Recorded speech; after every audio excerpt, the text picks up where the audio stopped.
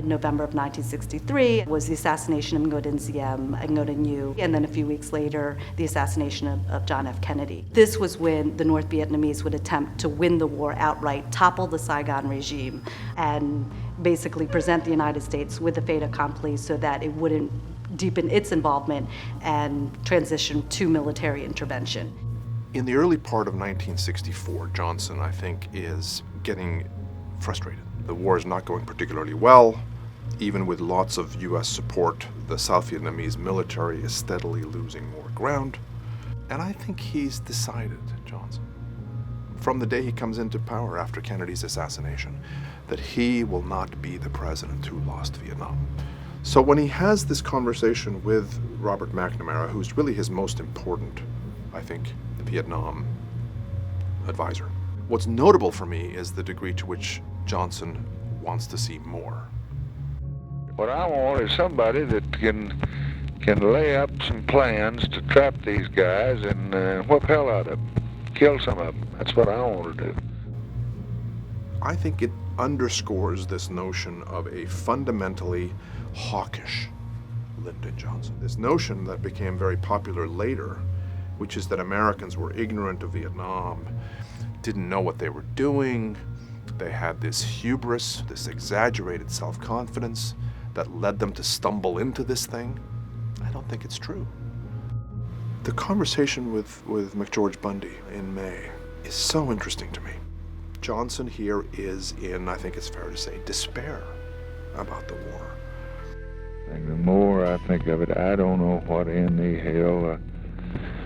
It looks like me we're getting into another Korea. It just worries the hell out of me. I don't see what we can ever hope to get out of there with once we're committed. I believe the Chinese communists coming into it. I don't think that we can fight them 10,000 miles away from home and ever get anywhere in that area.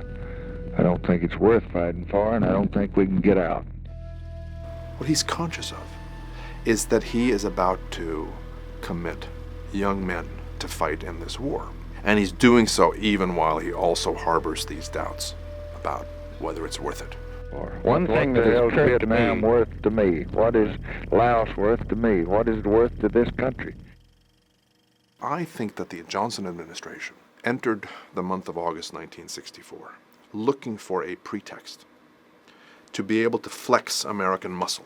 There was an incident in the Gulf of Tonkin where an American ship was somehow attacked by the communists in North Vietnam. Earlier in 1964, the United States launches covert raids against North Vietnam, involving also the South Vietnamese, to be sure. But they're really an American creation. And I think I should also, or we should also at that time, Mr. President, explain this Op Plan 34A, these covert operations. There's no question but what that had bearing on it. And Friday night, as you probably know, we had 4 TP boats from Vietnam, manned by Vietnamese or other nationals, attacked 2 islands. Those raids clearly influenced the North Vietnamese to launch the initial attack against an American destroyer on the 2nd of August. And we expended, 1,000 rounds of ammunition, one kind or another, against them. We probably shot up a radar station and a few other miscellaneous buildings. And following 24 hours after that, with this destroyer in that same area, undoubtedly led them to connect the 2 events. And they portrayed this as being unprovoked. Earlier tonight, the President told the nation the United States would take appropriate action to respond to the unprovoked attacks on U.S. naval vessels by torpedo boats of North Vietnam. I think we have pretty good evidence now that there was an attack on August 2nd, but that there was not a second attack on August 4th, as the administration alleged, and it was in response to this alleged second attack on the 4th that Johnson ordered retaliatory airstrikes against selected targets within North Vietnam.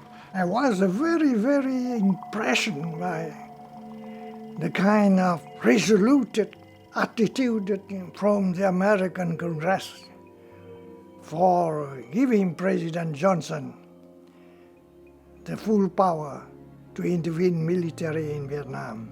He gets, in the aftermath of this set of strikes, a congressional resolution giving the president as the saying goes, a kind of blank check to do what he wishes in Southeast Asia with minimal opposition. If you look at the vote, it's overwhelming in both parties. But that's a little misleading, because in fact, if you listen to the debate, if you watch what lawmakers really in both parties, especially Democrats, but what they're actually saying, it's clear that they have doubts, not so much about what happened in the Gulf. What they doubt is that Vietnam is worth the price of a large war. And I think they doubt that the South Vietnamese government